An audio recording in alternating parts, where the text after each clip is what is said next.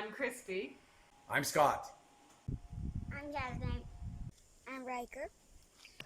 And we're living La Vida Moto.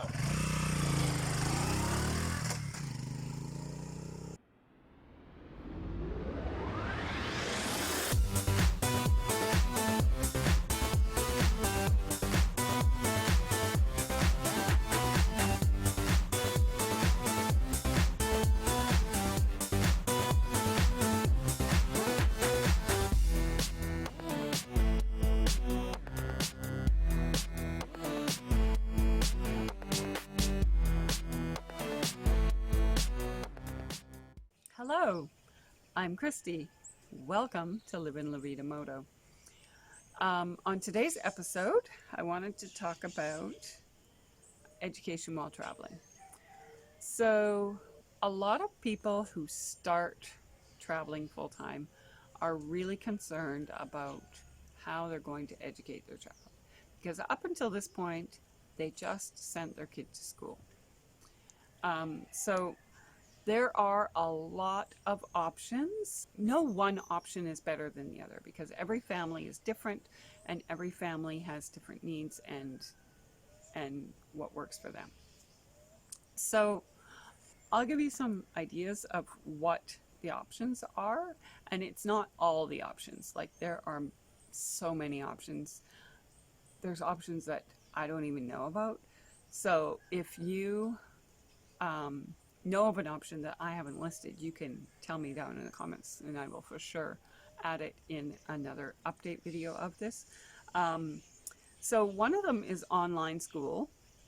There are several, and basically you need an internet connection for an online school. So the child logs on, there's a teacher, there's books, and they just do school online. And some of you may have experience with that through, now that COVID's happening, a lot of the schools were doing like Zoom classes and different things like that. So that's similar to online school. Another one is traditional homeschooling. So basically, traditional homeschooling is what you think of when you hear homeschooling. If you don't really know what homeschooling is, or you have these weird ideas, maybe that's not traditional homeschooling. So traditional homeschooling is you get the curriculum and you teach your children. And another option, and my youngest did it at the beginning of the year this year. So you could have them attend local schools if you're going to be in a place for a few months. Some places allow it, some don't. Here, they don't have a problem with it. So the public school here, I just went in, I paid $3 for registration. I had to sign some papers and give his ID and my ID. And that was pretty much it. They wanted a copy of his birth certificate to prove how old he was, and a copy of my passport to prove that I was his mom. And $3, and then he needed a backpack, shoes, uniform, but it wasn't super expensive. Anyway, and he went to school. And he learned a lot of Spanish while he went to school because he didn't speak Spanish before we came here. So that's an option. So if you send them to the local school, and I know people who have sent their kids to school in Colombia and different countries like that. So that's an option, sending them to a local school. Another option is there's some online options. So there's like OutSchool, where you can learn different courses through them. There's Khan Academy, which is free, and it's like, I think it's grade 1 to grade 12, all online. There's like all kinds of different options. And there's also options that are like full curriculum that are not online.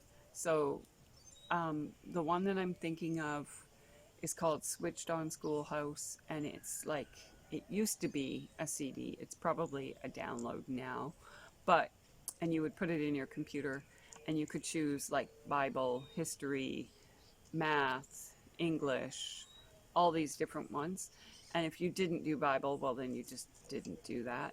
Um, but basically, there's the parents can follow the child's progress, and there's quizzes, and there's exams, and there's all kinds of things for the child to do on the computer, but it's not online. So it would be really good if you were living in an RV and you weren't always going to have internet access, or you were living on a boat and you weren't always going to have internet access, because then they can still do the classes and it's all still organized and there's not a pile of books. Another option that some people have done is online tutors. So you can pay somebody to be your child's teacher. I know a family, and they hired a teacher to do like Zoom lessons with their kids I don't know if it was every day or what it was, but that's an option as well. And the other option is unschooling. And I know a lot of people don't know a lot about it. And if you do, it might be a little skewed. So unschooling is like an umbrella term. And so there are people who unschool and they believe that your whole life should be unschooled. So like, so basically unschooling is child-led learning. And so the people who believe that unschooling is like whole life usually have, bedtime, the kids do what they would like all day long and all night long, and and we have been like that in the past, but my kids were older. Now they're younger. They need a little bit more guidance, so we don't do it that way anymore. We still do to a point, but not like go to bed when you feel like it, because if Chesney went to bed when he felt like it, he would not go to bed. But we do unschooling, and so basically we follow the kids' lead. So, Chesney's really interested in dinosaurs, so we watch documentaries on dinosaurs, we read books on dinosaurs. We've been to a dinosaur museum, all kinds of things like that.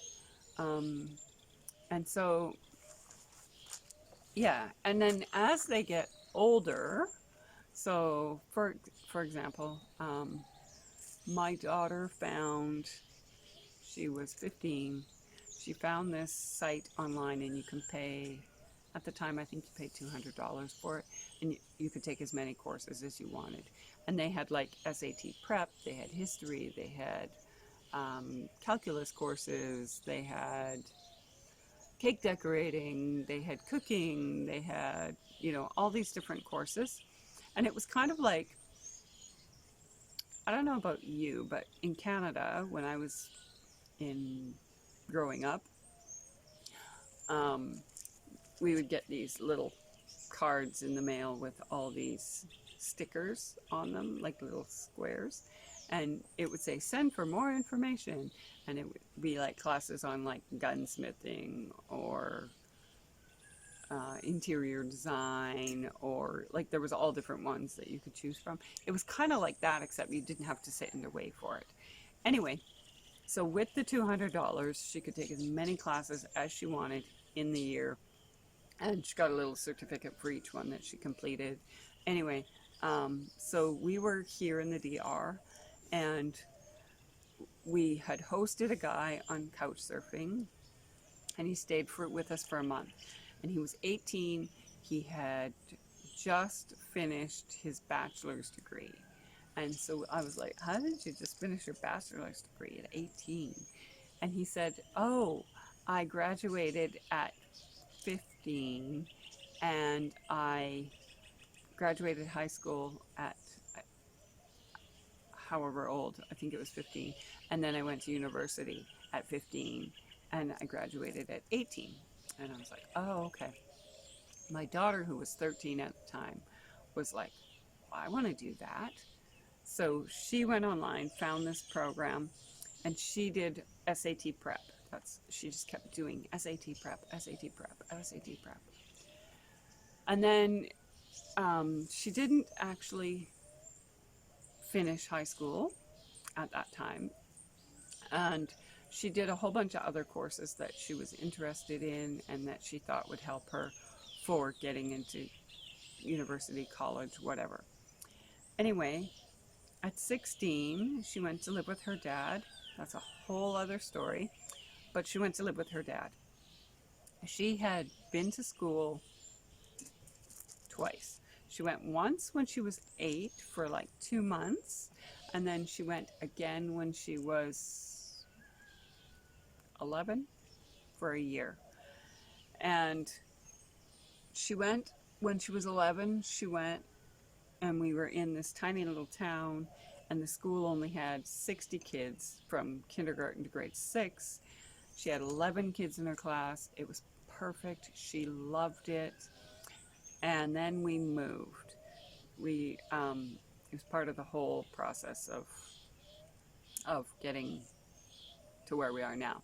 Anyway, so we moved from that little village to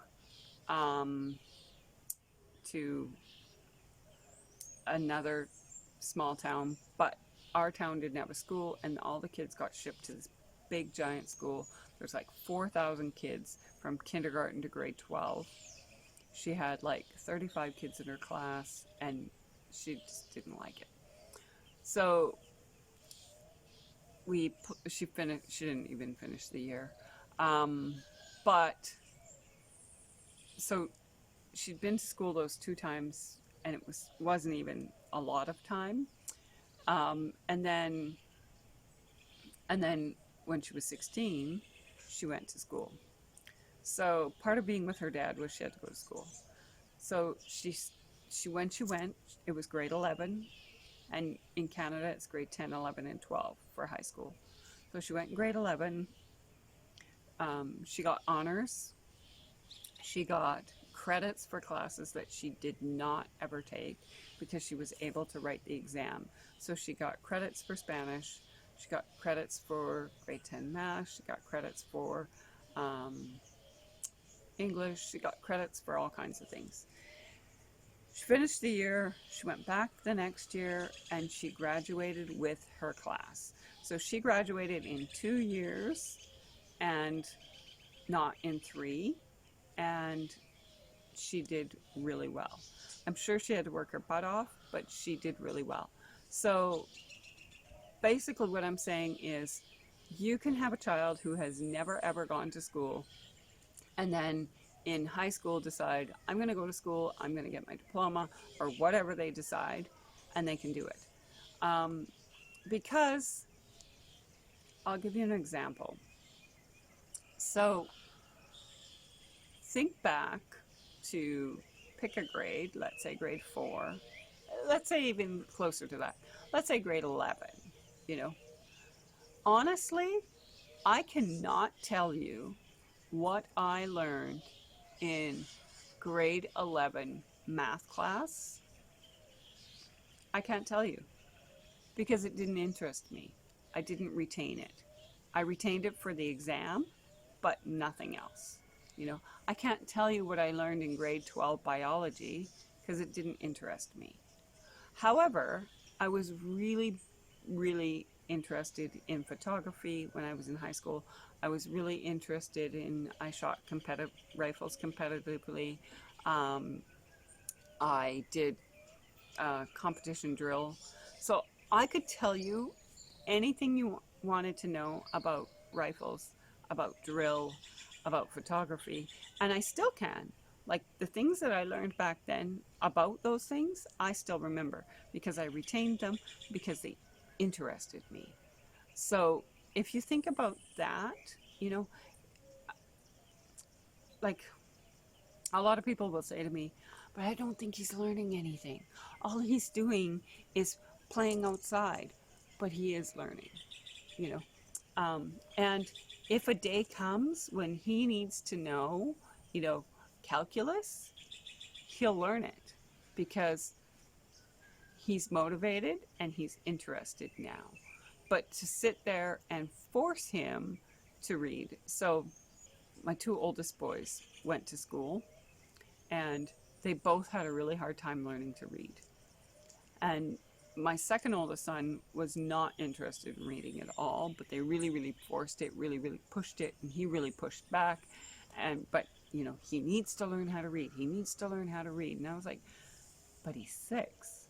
You know, no, at 6 he should be reading, and he should be doing this, and he should be doing that. And then shortly after that, we started homeschooling. And I thought, I'm going to try something. Because I read a lot. They see me reading. We have books, a ton of books in the house. I read to them all the time, you know. And so I just never said anything with my daughter. So my daughter was 5. She kind of was interested, but not really, you know. And I just left her. At 7, she came to me. She used to take books off the shelf and open them up, and she would copy out of the book. And she would bring you the paper, and she would say, "What did I write?" And you would read it. And she'd be like, "Ooh!" And she'd be so excited, you know.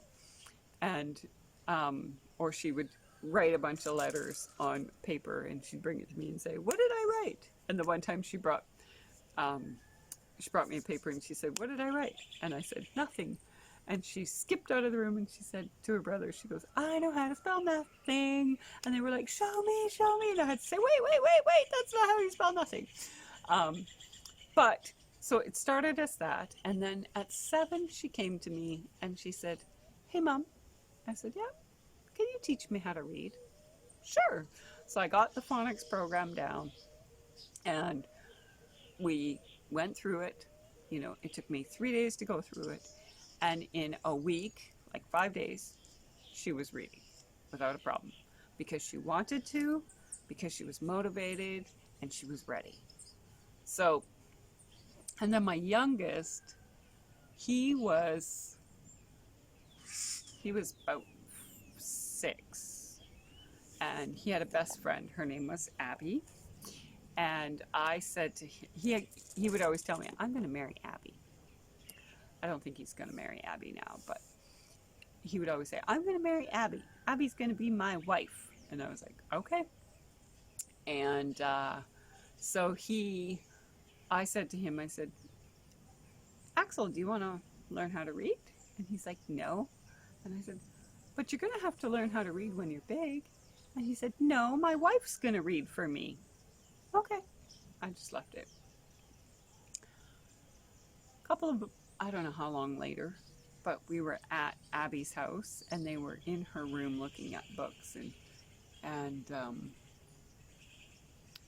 I was in in Abby's mom Jane's room, and we were talking and kind of listening, and Axel said something about Abby reading for him, and she said, "You know I'm not going to read for you forever, right?" And he was like, "Oh." And so a couple days later, he came and said, "Hey, Mom, can you teach me how to read?" And within, 7 days, he was reading because he was ready, he was motivated. Up until that point, he felt in his head he did not need to know how to read because his wife was going to read for him. Now, he reads, he's fine. So, I'm just trying to show you that kids can learn even without lessons and without, but it's all in your comfort level and what works for your family. So if you don't think unschooling is going to work for your family, that's fine. If you think you would prefer to have an online school, or you'd prefer to, hire a teacher to come with you and travel with you and take care of the teaching and the learning, and then you just parent, that works too. Whatever works for you. It's all about what works for you and your family. So yeah, just work out what you're comfortable with, and remember that it's not a be-all end-all. So let's say you start with online schooling and you try it for a while and it's not working. you can scrap that and try something else. And then you try, I don't know, you try an online tutor and that's not working, and then you try traditional homeschooling. I, I mean, it can change because we as people change. So don't feel that just because you've said that you're going to online school or you're going to do traditional homeschooling or whatever, that you are stuck doing that for the next 12 years or however long you have, you know. And also remember that if your kids have been in school up until this point, like you've lived, I don't want to say normal, that's such a horrible word to me, but if you've lived like a regular life where you work 9 to 5 and your kids go to school every day up until this point, and now you've decided that you're going to open up this Pandora's box and go travel, um, it's it's a it's a really tough to get out of that mindset of school and work and stuff.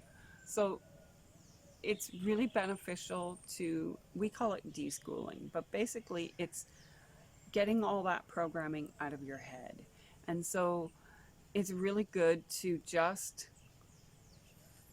relax and just let them be for a few months. And a lot of us that have been homeschooling for several years, and for me it's been 18, we like to say that a month for every year that your kid was in school. So if your kid's in the 5th grade, you need 5 months to deschool. And sometimes the parents need more than the kids. And just letting them be doesn't necessarily mean letting them play Minecraft every day if you're not comfortable with that. But like when I pulled my kids out of school, they'd been in school for a year and a half or 2, and we deschooled for more time than that. But so, and I ran a home daycare, so it wasn't feasible for me to allow my kids to be, and we had internet, but it wasn't like it is now. It was back in the early 2000s.